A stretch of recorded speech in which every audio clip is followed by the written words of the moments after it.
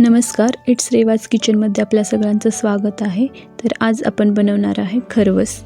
खरवस बनवण्यासाठी म्हशीचे किंवा गाईचे पहिले दूध वापरले जाते, त्याला आपण चीक म्हणतो। हे सामान्य रोजचे दूध नसते।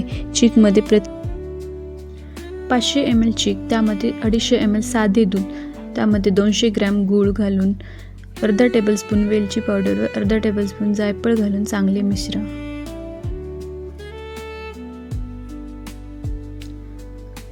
खरवस हा ऊर्जा व प्रथिनांचा चांगला स्रोत आहे।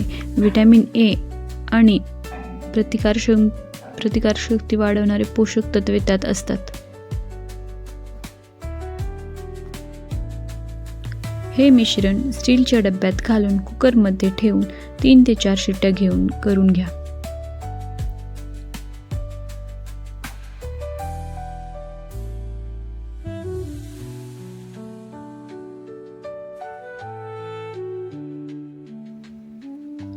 सुरी किंवा टूथपिक घालून तपासा, स्वच्छ बाहेर आला तर खरवस तयार आहे। सुरीच्या मदतीने तुकडे करून खरवस खाण्यासाठी सर्व करा।